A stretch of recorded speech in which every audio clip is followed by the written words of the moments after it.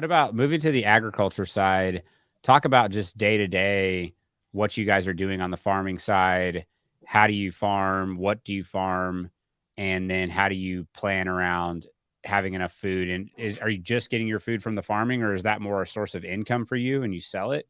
Just talk to me about the agriculture side and what you're doing. Okay, so where I'm from, we we we do different sorts of crop farming. We do tea farming, we do avocados, we do bananas, finger millet, maize beans mostly, and tea. Those three. Then we do agroforestry. We plant trees, mostly eucalyptus, blue gums, grevillea, yeah, and avocados. So okay, it depends with the season. So we try to intercrop uh, crops. Other times, like we try to rotate crops. So this season we're planting, in some farms we have planted uh, finger millet. In others we have planted maize and beans. So that's how, like, we rotate. We try to rotate and then intercrop, because we know how essential nitrogenous leguminous crops are to grasses like maize. So most of the work over here is done by hand, like it's manual. We don't have machines, including plucking tea, weeding, harvesting. Everything is done manually where I'm from. But we have another farm elsewhere in the Rift Valley, whereby plowing is done by a tractor, but everything else from plowing now is done manually. Yeah. So it's quite hectic. Like it's hectic. I wish we had for example, I did a video I think the other day on finger millet, weeding finger millet. Weeding finger millet is not an easy task. It's really strenuous. It requires very many people.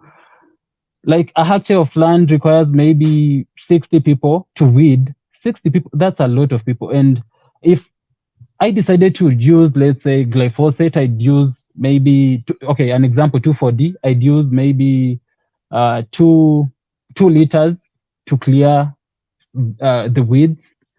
And that's going to be very convenient, cheap, actually very cheap compared to having very many people working for you.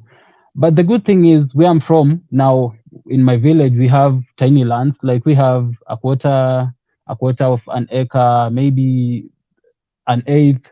Yeah, tiny land. So it's not a big problem. So the land that you farm, is it more of a community land, or is it land that individuals own, or does everybody in the community farm and help each other out? No, actually, our land. So our ancestors, they got this land. Like they back then, I think maybe, if I say maybe 50 or 60 years ago, they found this land and then they said, okay, this land is mine, because like we didn't have very many people around. So they said this land is mine, and that is it. So what we have done is we have inherited whatever our ancestors had throughout decades.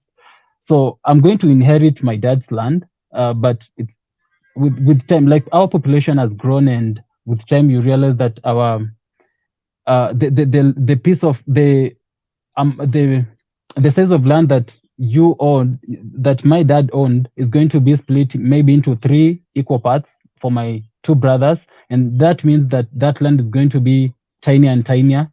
So we have to find other ways. Maybe we buy land outside where we live, and that's the only way to solve that population and land problem.